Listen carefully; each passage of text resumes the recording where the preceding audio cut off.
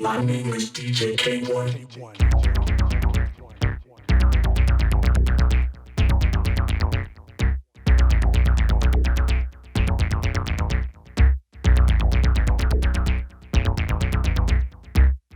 DJ K-1.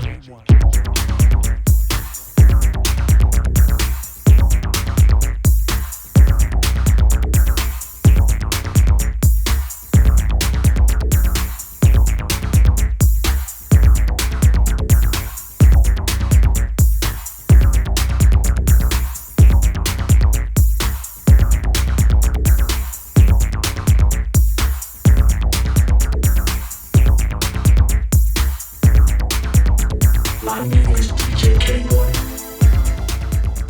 My name is DJ K-1. Hey, what's up, everybody? It's episode 91, January 28th, 2022. Welcome to the K-1 Agenda. Can you believe it? Episode 91. First off, my first subject I'm going to say this probably at the beginning of all of the January. January is almost over. First of all, I want to say Happy New Year to everyone in 2022. And I hope your new year is great. I have so many plans and so many more things to put you up on for what's happening in 2022. A lot of things are coming together, a lot of news this year, a lot more releases, a lot more bigger news. And, just looking forward to keeping this going. Like I said, it's episode 91. I want to talk about social media and my career, past, present, and future. Listen, people, for my social media page, I had a lot of people hit me up this weekend because we just released, the new, the re-release of the 1995 double LP Alien FM. I had so many people hit me up this weekend to ask me things like, where can they get my music, like any of my music, or where can they buy the music? People, if you keep up with my social media, coming up this week, I will have a list of all the places in the world that you can buy the vinyl. Now, digital releases are usually released 30 days, that's like 4 weeks after I put a release out. So it'll be available digitally everywhere. And what I want to tell everybody, if you take the time to look at my videos or anything that I post from YouTube, Facebook, Instagram, read the text. If you read down at the bottom, it states booking, where you my booking agent.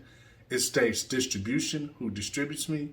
It also states all the digital formats that you can buy all my music on. That's iTunes, Spotify, wherever you buy digital music, you can get my music. So people, I would say to you, from now on, please read my posts.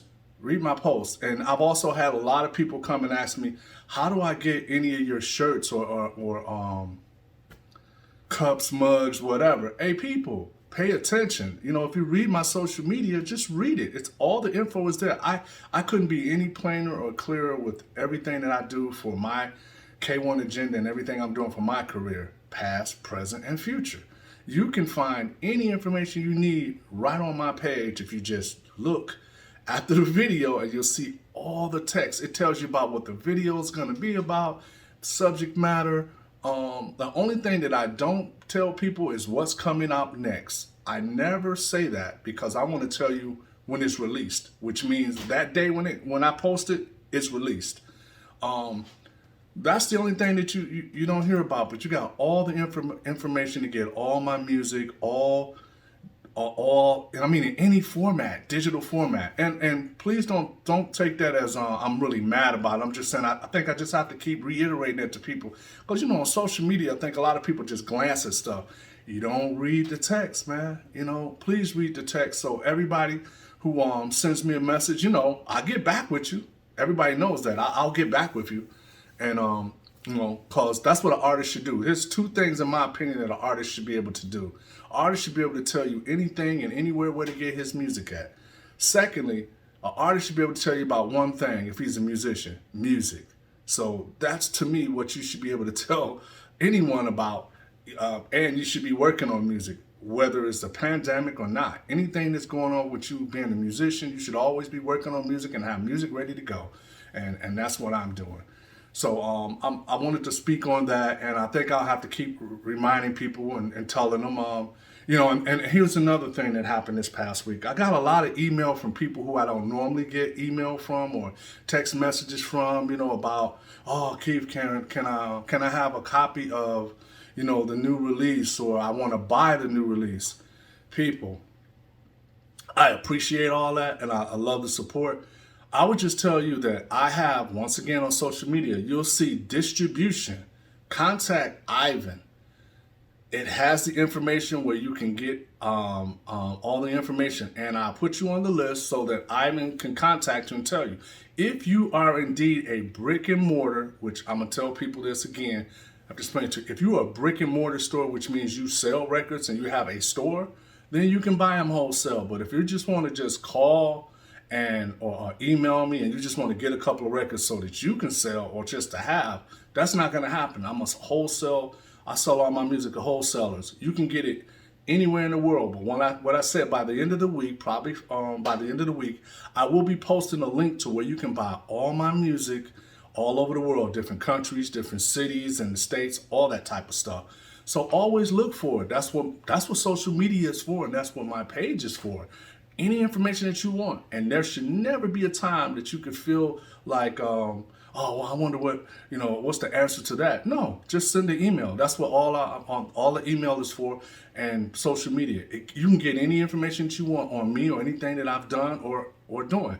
That's where I speak about past, present, and future. Let's move on. On that note, I don't have one near me right now, but we released last week a monumental release. Alien FM, the original double album that was originally on 430 West Records. 430 West Records was owned by the Burton brothers, Lenny, Lawrence, and Lionel, the three Burton brothers from Detroit, who signed AUX 88, just put it this way, they signed BlakTony, Tom Hamilton, me, and BJ from Positronics. From that spawned so many other groups, subgroups that we had different aliases of. And one of the aliases was Alien FM, which is me and BlakTony. I'll re-emphasize that, me and BlakTony. So this is the double album. It's re-released and pressed on my label, Puzzlebox. That's only been available, and I have to give props where props is due, because the Burton brothers, whose alias is Octave One, is the name of the group, they gave the rights back to everything that I ever did. Me, Tommy, BJ, everybody that was on Direct Beat. That's a hell of a thing to do. It actually had all the music and gave it back to us. Thank you, Burton brothers. I thank you for that. Always will. Thank you. We had some rough goings for years, man. But when it all came down to it for me, man, I don't have a problem with thanking those guys, because we wouldn't have a career without them.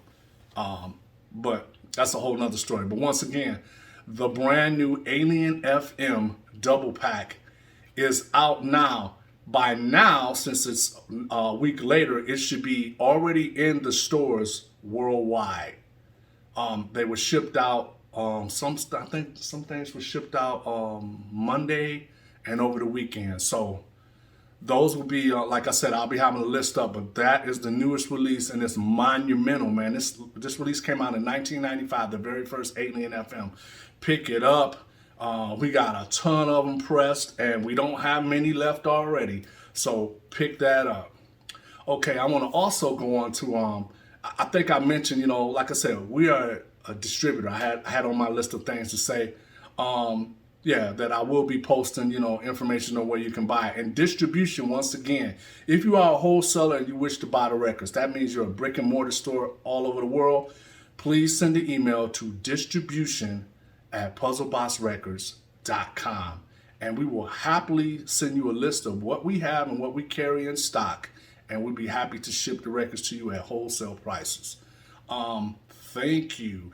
I also want to bring up about I'm sitting here now in the studio. I'm so excited to finish this video, because I'm in the studio, man, and I came up with some new sounds and new stuff a new style that I'm working on.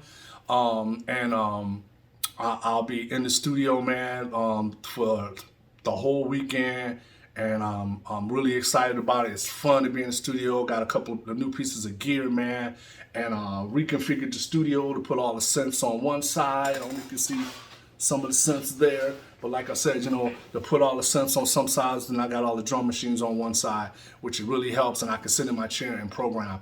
That's something I've always wanted to do. For years, we used to stand up, man, or be on the floor trying to program synths and everything, and that was a hassle. I'm not super young anymore, and I like convenience. I love the way I made my studio. It's just the way that I always wanted to make it. I wanted to make a studio that I would love to be in and spend time. I didn't have a problem.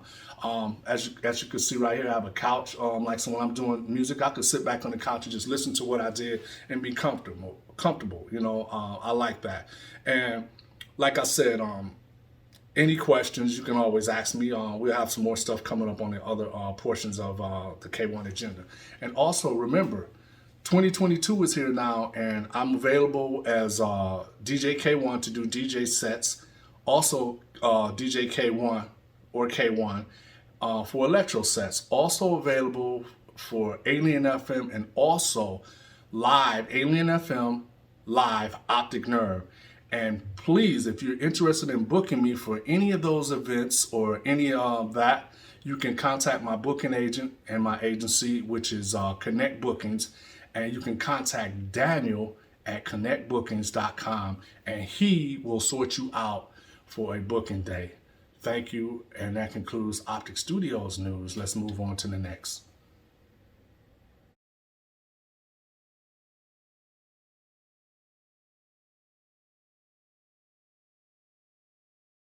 Puzzlebox Records. Puzzlebox Records news for this week. Listen, new music out. New music out. So I just wanted to let you know, like I said, new music out.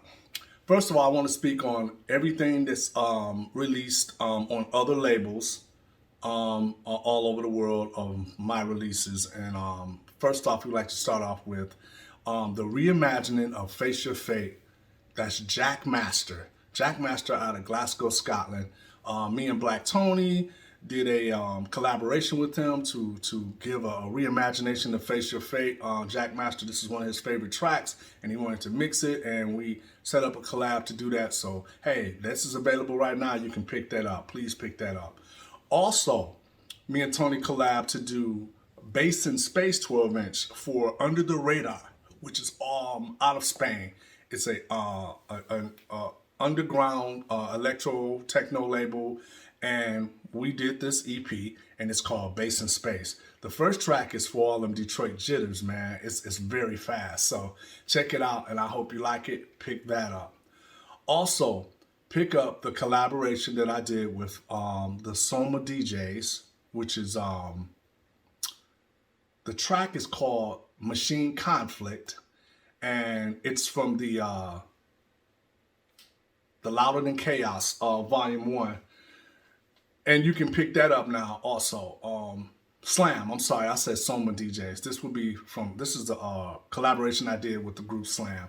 And once again, that's on Soma Records. You can pick this up. It's available digital platform all over the world, also on vinyl. Also pick up on digital platform and also via vinyl the K-1 remix of Binary System on Trust Records. It's a remix I did for the group Microthol out of Vienna, Austria. Pick that up. Also pick up on digital platform and also vinyl records. Pick up the Robots EP by myself, Keith Tucker, Anthony Rother, and Lamont Norwood, DJ Digital. Pick that up.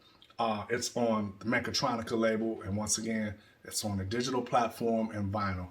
Also pick up my first foray into Soma Records, which is the Optic Nerve EP Far Away. It's only available on digital download platform.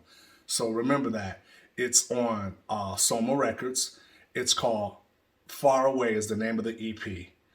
And that's by Optic Nerve, and it has the great artwork from Kyle Irvin. You can get a motion comic once you download the EP, and it's a motion comic, and I have the fabulous artwork from Kyle Irvin, who does all my Optic Nerve new artwork and characters and faces and stuff like that. So please pick that up. Also pick up the latest Optic Nerve full-length LP, which is entitled Uncharted, which is on the Axis. It's on Axis Records under the Escape Velocity series. And if you don't know, this is Jeff Mills, the great, awesome Jeff Mills label, Axis. And I'm so proud to be on there and have this project. It's done very well. And I'm looking forward to more things happening with that album that I can maybe talk about later in the year. So right now in this segment, we want to talk about all Puzzlebox Records, my label, all the stuff that's back in stock and new records. So first of all, I mentioned to you before, the latest and greatest, which just came out last week, is PBXC-230. The C stands for classic. So it's PBX Classic 230. 230 Matrix was from the original 430 West, which was 230. So it's PBXC 230 Alien FM double pack. The original Alien FM album was only just entitled Alien FM. Well, I'm calling it the original broadcast because that's what it was. It's the original broadcast. It is remastered by Ed DMX from the DMX crew out of London. Ed Upton, thank you, brother. You did a great job. And you can pick this up now. It'll be available on digital platform in probably another 3.5 weeks. And it's only available right now on vinyl. And I will be getting that list to everyone on my social media. Check my social media. It'll have all the stores that it's available at worldwide. That's PBXC 230 Alien FM. Also, pick up PBX 32 Stargazing featuring me, K-1, and the awesome Doppler effect, Gerald Donald. This was a great release. I'm looking forward to us selling more of these because we just put it on a limited edition color vinyl. Pick that up. Also, pick up the original Face Your Fate, which is PBX3. This is the original record. You can pick it up featuring me and BlakTony. BlakTony on vocals. BlakTony wrote these vocals. And you can also pick up PBX 8.5 available on vinyl, which is the Electropathics EP. It's also available digital download and also via vinyl. Also pick up PBX4, the Automaton EP. This is available digital download as well as vinyl. Please pick that up. That's the Automaton EP. It's the 4th release on Puzzlebox, released in the 90s. Also pick up the newest K-1 EP, PBX29, entitled Modular World. You can pick this up on digital platform and also available on vinyl. Also pick up PBX30, the 3rd release for Alien FM, Monochromatic Images. That's Alien FM. It's available on digital platform, and you can get it from Puzzlebox Records. Available only on vinyl. You can buy it directly from, if you're a brick and mortar, like I said, you can order it for your store, wholesale. Also, pick up the classic PBX31 voice modulation, which is taken from the AUX88 presents the Mad Scientist LP. This is a track called Voice Modulation that was done by Tommy Hamilton. We have a bunch of tracks on the album, and I say it's done by Tommy Hamilton because this is a track all done by Tommy that that was on the album, and it's one of my favorite tracks that he's put together. So pick that up. That's available digital platform as well as vinyl. Also pick up PBX 33 Strand meets Optic Nerve. Once again, Strand meets Optic Nerve. That's available on digital platform and vinyl. You can pick that up from us on vinyl. And remember, people, anything you have questions about related to Puzzlebox Records or any records that I've put out or anything, please send an email at puzzleboxrecords.com to get any information you need on where you can buy it, if it's digital, if it's available on a digital platform. Thank you.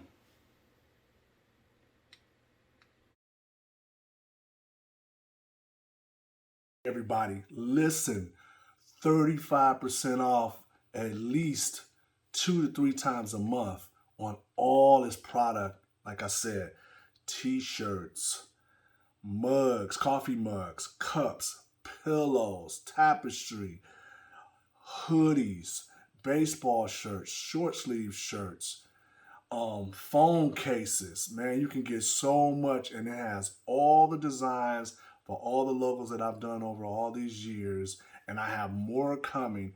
And keep in mind, you can get this shipped pretty much from your own country, so you're going to save on shipping. Pick the stuff up now. Go get it. K-1 out.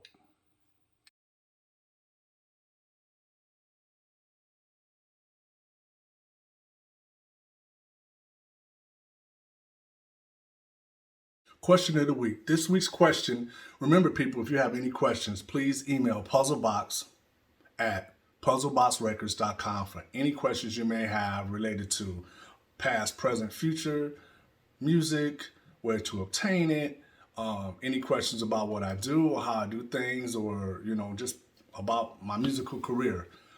Please send those questions to that email.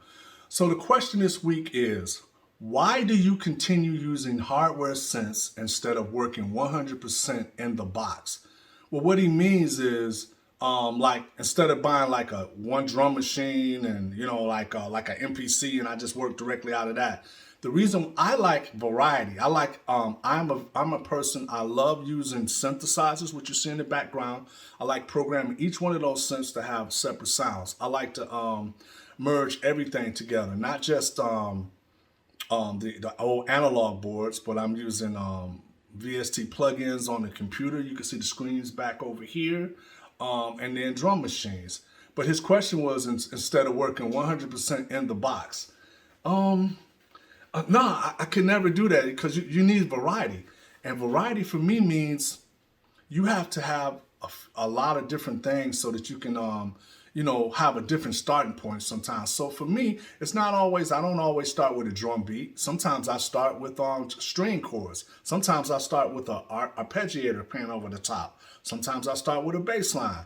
And, I like to be at a particular machine, so I can create something out of that, get an idea of what I'm trying to do. And then I move on to the next machine. So I'm spending time at each machine, which has something a little bit different. And that's what I like, having a little bit of variety. That's why I'm not working, in one position, just like having an MPC and then I sample stuff and put it all in. I don't do any sampling. So that's a great question. And anybody out there, if you have any more questions, please email puzzlebox@puzzleboxrecords.com. Thank you.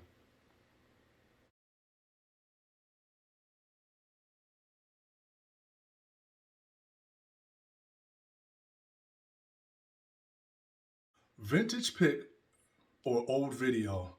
This week, I'm going to put back up a feature from the Portrait of Electronic Band documentary, which is the AUX88 documentary that we put out some years ago.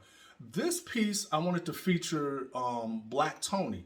This is unedited footage of BlakTony talking about his affiliation with, Direct Beat, 430 West, AUX88, the whole thing with his opinion. And the feature that you're going to see is, it's all unedited. We took pieces and put them together, but this feature, I like to show this. This is just the unedited, not cleaned up, and the video is not that clean just yet and everything. Here's the raw footage of BlakTony speaking on, his affiliation. So check this out.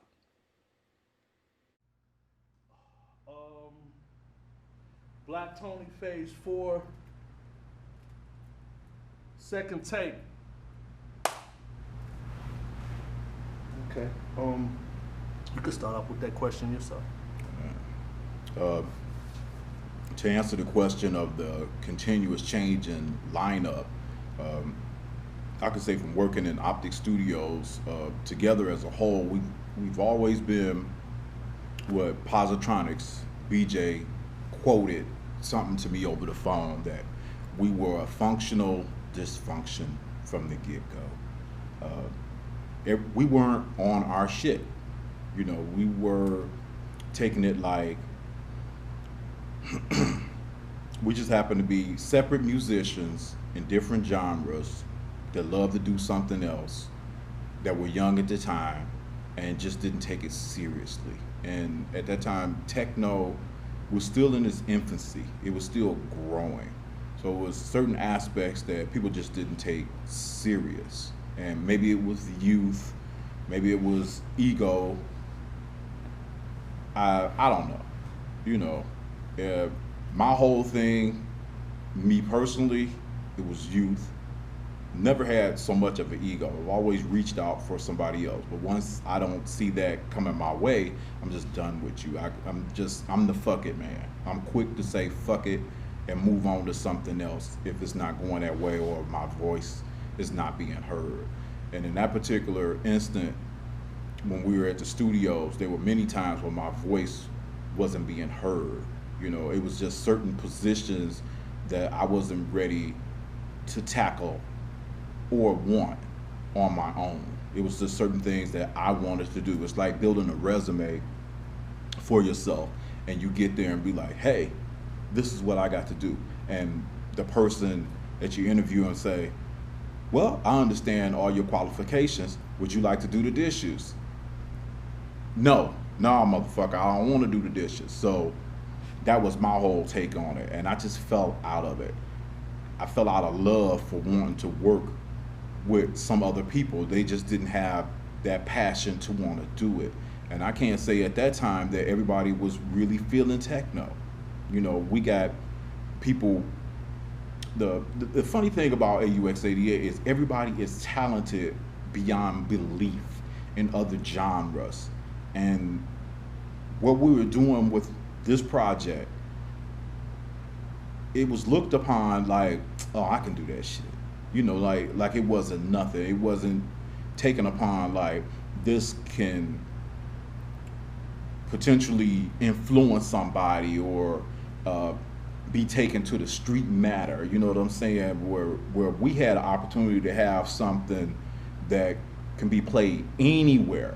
I could say that out of any of the groups in Detroit, we have the opportunity because of the music that we made to have it in various media and settings, not just the radio or on somebody's mix shows. We had music in strip clubs. We had music in cars and cabarets. It flowed in different mediums, and it wasn't a problem for a street DJ to play some of the stuff that we were making because it was street oriented, but in a sci-fi type attitude. And we struggled with placing both of those genres together, and sometimes we didn't notice what was really going on with the music. The label kept us in the shadows some of the time. We were at odds with each other personally and professionally, you know, and friendships were just dying at the time. And the label doesn't care about any of that. They just want the product. They want it finished. And when you have to rely on somebody else to master it, to mix it, to drop vocals, and you gotta wait a fucking month to do it, you lose interest and you lose friendship and trust with this person because you're not doing what the fuck you're supposed to be doing at that particular time. I could speak for that on all of us. We all got to a point where we lost that love for it. And at that time, if somebody paid attention from the outside, you can understand that it was just music to them, but it became a livelihood to us. And some of us just didn't understand what was going on, dealing with other things that were personal, that our livelihood was always in jeopardy. And it just forced separation within the groups. So the result of that was what we've been going on for so many years: miscommunication and misunderstanding. When all we had to do was sit down and actually just confess to ourselves what was going on and what was happening and the direction that you really wanted to do in the music, instead of just following the crowd to find your own voice.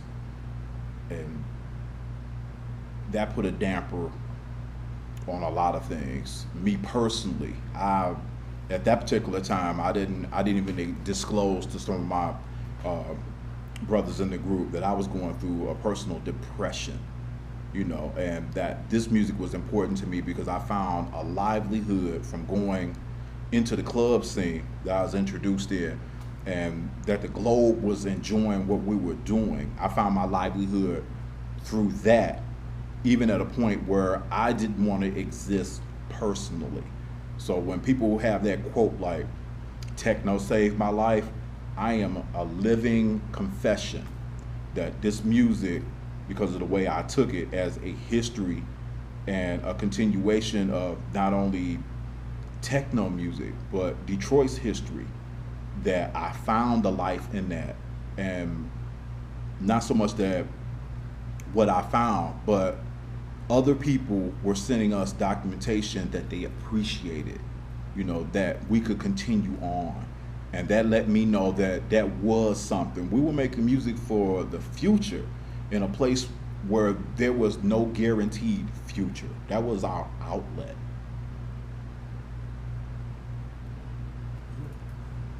Okay, I'm trying to think of so with that in turn created your frustration where you just said I had to leave this place. What finally did it for you? The moment when you just said I'm out of here. The moment that finally did it for me where it was like I'm just out of here. It was just constant frustration and dealing with personal matters at that time.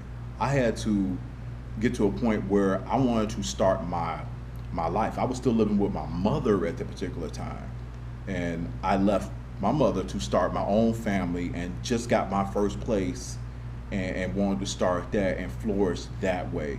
So I'm dealing with that. I'm dealing with depression issues also. When it came down to us, our habits and recording, it wasn't so much as everybody was a group together as far as the ideas or who played what or whatever. Everything was all over the place. I mean, you would come in on some days and you'll have an idea and you'll probably write it down, and somebody would read that idea and they would play some keys to it. Gone. Somebody else will come in, see that particular idea and make drums to it. Gone. Then you come in and you see the whole amalgamation of everything on a mini disc or setting up on the studio or whatever, and you notice that your whole persona or idea has just gone. You didn't have any input, output. You don't have any idea of how this is gonna come out or what is it or whatever. Our shit was all over the place. It was just like somebody left scraps and you didn't have identity in it. I constantly felt in the midst of this group that I was losing an identity that I was trying to gain for myself. And it just didn't happen. No matter how much I would speak on it or put towards it, I did not have an identity. And I don't know if it was because I wasn't a producer at the time or what, but I developed a fucking attitude towards it, and at that particular time, I probably knew it was wrong, but that was my only defense. I didn't feel that it mattered to anyone. I had already dealt with projects where I wasn't credited, monies that happened to disappear, and lame excuses, lies and bullshit. And I just got tired of it and drained, and I didn't feel that the creativity that I intended to put in this project was appreciated. So in the end, I just didn't give a damn. I went on and took care of what I had to take care of. I had my son, I had my family, and I had my new home, and I would go that way. And I just lost love for not only the group and the projects, but for music as a whole for a time. So would you say the label didn't know really what was going on with all you guys? At that particular time, the label only knew what they were fed to know. I can't say that I blame the label for a lot of things. I know at this particular time, I can say this far as the landscape of the music business. This is at a time where the majority of groups are breaking down because of money situations with labels, not just underground labels, but major labels. Earth, Wind and Fire, for example, was a 14-man plus group. Now you only got 4 guys and shit touring. You know, a lot of groups were breaking down. It was always a focus on, as far as a label standpoint, how can we make this streamline to save money? This is what the landscape is in the music business at the time. So for it to infiltrate us would be no big surprise, you know. But I can't speak for the label because we didn't have a relationship anymore. As far as the label, they weren't talking to everyone. There was only a few people getting information, and whatever information they're delivering back to the label took that as signed, sealed, and delivered, not knowing that we're not really a group at the time. So it was a lot of hearsay, a lot of bullshit, a lot of lies, a lot of betrayal. And a lot of this stuff started seeping back to us. And because we didn't communicate, we harbored all kind of anger towards each other. And it was just too much at the time. I didn't want to deal with it anymore. And it just seemed like a waste. So the tunes that I did record, I made sure when I did something, or if I said something, that it would be monumental and last. And I try to do that whenever I have an opportunity to have a microphone near me to say something that's so profound that you can't deny my existence in the music. So my whole thing is to make my identity stand out. Let's see. At the time, like before you left, I mean, what was your relationship with like each person? At the time, before I left, my relationship with each person was basically separate. Me and Tom, we were hang out in the clubs, not in the techno clubs or everything. Tom didn't even like techno. So me and Tom would go into the R&B and cabaret clubs where you would dress up and you listen to the latest R&B and rap music and everything. And of course it was women, you know. We young guys at the time, so we doing what young guys do. You know what I'm saying? So that was our relationship. Me and BJ, which was odd. BJ was off and on in different studios. BJ was the type of musician from the first time I met him was in demand, you know, all in the Detroit area. He still is not credited for the majority of music he does across any genre. And for some odd reason, it's come to bite him in the ass right now. He's regretting that. And I've always said that you got to make your point and stand out because he's just that good. Our relationship would be we would go somewhere, and if I wanted to go and chill and kick back and really reflect on things, I look, this brother was there. So we were on the same vibe, even though we weren't in communication as far as a group. Yeah, that's this I like feature. I think I'm gonna I gotta find some more pieces. I have a lot of raw footage of BlakTony, and I want people to hear, you know, I want you to hear BlakTony's voice, because Tony's voice for a lot of years in this was not really heard. Because Tony, he'll say what he needs to say to each artist. He's not gonna put it out in the world like that, you know. He'll just keep it. But I just want to let people know, you know, what his insight was and what was going on, because he, I felt, was somewhat left out, because Tony would just tell you in a second, man, he ain't got time for that, man. If it's drama, I'm out. Ain't got time for that drama. And I admire that with him, because he didn't keep up a lot of drama. And I just keep dealing with that and just stressing myself out. But I'm going to put more up. So please check out these segments, and we'll see you in the next one.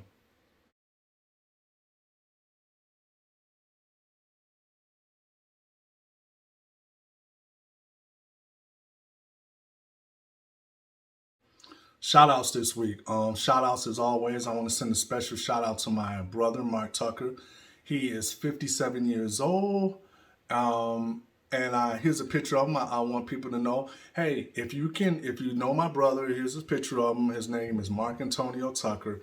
Please reach out to my email at puzzlebox@puzzleboxrecords.com to tell me if you know him, seen him, or tell him to get in contact, or anyone who has social media, because I'm pretty sure my brother don't do social media. He ain't that type of dude. So we can catch back up with my brother. Thank you very much. Hopefully we can catch up with my brother. Love you, bro, wherever you are. I hope you see this message and know that I'm looking for you. I want to speak on one big shout out. I recently, probably within the last 4 months, on Facebook, I'm a part of this group called People of Color Sci-Fi Filmmakers Collaborative. Once again, it's called People of Color Sci-Fi Filmmaker Collaborative. I want to say thank you for coming up with this platform, man, because I've been able to see and go to that page and see so much happening with people of color and all different types of things that they're doing as far as filmmaking, animated films for like Apple TV, man, Netflix, all types of stuff. So it's a collaborative place for people to go that's like-minded to meet others to get involved in other things. And hopefully it's been a lot of talk with different people and stuff, and I've reached out because, as everybody knows, I want to get into film scoring, and I'm hoping to get some of my music into gaming and also film scores and sci-fi movies. So I want to send a shout out to this special group. If you get a chance on Facebook, please look them up. People of Color Sci-Fi Filmmakers Collaborative. Check that out and let me know what you think. There's people on there doing some fabulous things, man. I'm like, wow, I didn't even know these people. You know, it's black producers and directors doing all this type of stuff that you don't really hear about because they're not like in the super mainstream, or you don't know that. It's a lot of people, black people that work for Disney and stuff like that. So check it out. It's a collaborative effort. You have people on there doing, once again, like who they're giving you job. They're showing you job information for doing voiceovers, all types of stuff. But once again, I like to send special shout outs like I do every week to my mother and father. Love you guys. We'll be calling you today. And on that note, I want to say I know what I've done, what I'm going to be doing, and what I will be doing in the future. Thank you so much for your support, taking time to check out my page. And once again, people, don't just look at a portion of my video. Please look below on the links. It gives you all the information you need. And on that note, I'll see you next week on episode 92. Thank you very much. This is K-1 Chapter. Hey, I just wanted to say, everyone, please hit that subscribe button for YouTube. And please subscribe to my page. I really have enjoyed all the support I've been getting, but hey, like this and subscribe to this page. Keep Tucker K1. Hit the subscribe button. Thank you.